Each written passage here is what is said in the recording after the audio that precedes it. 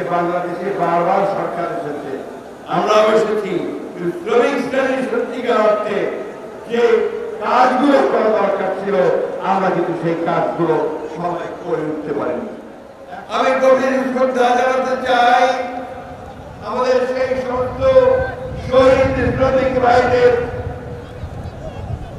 যারা 1886 সাল থেকে তাদের অধিকার রক্ষার জন্য তারা প্রাণ দিয়েছেন, বুকের তাজা রক্তের রাস্তায় ঢেলে দিয়েছেন, যারই প্রতীক আজকের লাল রং।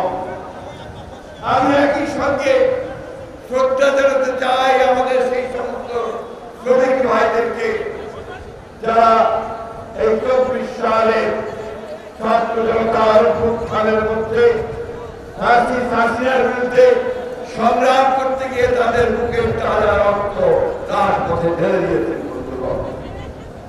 বন্ধুগণ, এই সভ্যতা, এই যে পৃথিবী, এই যে আজকে আমরা বিভিন্ন কল কারখানা ডিভাইস, এই যে আমাদের সামনে ড্রোন, ক্যামেরা, অট্টালিকা, যা কিছু দেখছি সব কিছুর উপরে কিন্তু রয়েছে আপনাদের শ্রমিক ভাইদের অবদান, তাদের রক্ত, তাদের শ্রমের ঘাম।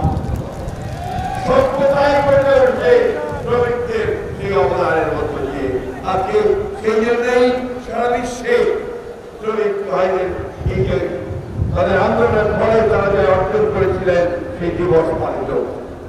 বক্তব্য দীর্ঘ করবো না, বক্তব্যের আমাদের অপেক্ষা করছেন আমরা সবাই অপেক্ষা করছি আমাদের ভারপ্রাপ্ত চেয়ারম্যান মহোদয়ের বক্তব্য শোনার জন্য। আমি শুধু আপনাদের সামনে একটি কথা বলতে চাই, সেটি হচ্ছে যে সবচাইতে বঞ্চিত শ্রেণী মানব জাতির মধ্যে যদি থাকে তার হচ্ছে শ্রমিক শ্রেণী। বন্ধুগণ, তারা মাথা গ্রাম পায়ে ফেলে ফসল উৎপাদন করে, তারা উৎপাদন করে কলকারখানায়, তারা গোটা সভ্যতাকে বাঁচিয়ে রাখে, অথচ তারাই তাদের ন্যায্য মজুরি পায় না। একই ঘটনা বাংলাদেশে।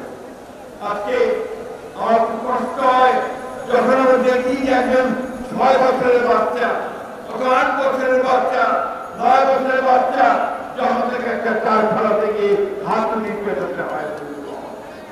এই সেই সমাজ যেখানে তার শিক্ষার অধিকারে তার লেখাপড়া করার কথা, খেলাধুলা করার কথা, তখন তাকে জীবিকার জন্য তার পরিবারকে রক্ষা করার জন্য তাকে যখন হাত নিয়ে পেটাতে হয়, কারখানায় কাজ করতে হয়।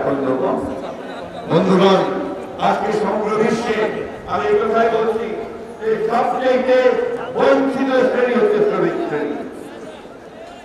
যুগের পরিবর্তন হয়েছে, প্রযুক্তির পরিবর্তন হয়েছে, উৎপাদনের যে প্রক্রিয়াটার পরিবর্তন হয়েছে, এখন যন্ত্রের আবিষ্কার হয়েছে, কম্পিউটার এসেছে, শারীরিক পরিশ্রম কমে এসছে, কিন্তু শ্রমিক শ্রেণীর যে প্রয়োজন সেটা কিন্তু কমেনি। বন্ধুগণ, আজকে বাংলাদেশে বারবার সরকার এসেছে, আমরাও এসেছি। শ্রমিক শ্রেণীর সত্যিকার অর্থে যে কাজগুলো করা দরকার ছিল আমরা কিন্তু সেই কাজগুলো সবাই করে উঠতে পারিনি। একমাত্র আজকে আমি এই কথা খুব জোর গলায় বলতে চাই যে একমাত্র আমাদের দলের প্রতিষ্ঠাতা বাংলাদেশের শহীদ ঘোষক শহীদ প্রেসিডেন্ট জিয়াউর রহমান একমাত্র ব্যক্তি, তিনি প্রথম ছিল উপলব্ধি করেছিলেন, উপলব্ধি করে তিনি অনেক কাজ করেছিলেন। প্রথম কাজ তিনি যেটা করেছিলেন শ্রমিক ভাইদের বোনদের তাদের কর্মসংস্থানের জন্য তিনি গার্মেন্টস কারখানাগুলো চালু করেছিলেন, নতুন সুযোগ তৈরি করে দিয়েছিলেন। এবং একই সঙ্গে বাংলাদেশের আমাদের শ্রমিক ভাইরা যেখানে কাজ পায় না, বিদেশে গিয়ে যেন কাজ করে অর্থ উপার্জন করতে পারে, সেই জন্য বিদেশে শ্রমিক রপ্তানি ব্যবস্থা করেছিলেন, রেমিটেন্সের ব্যবস্থা করেছিলেন। বন্ধুরা,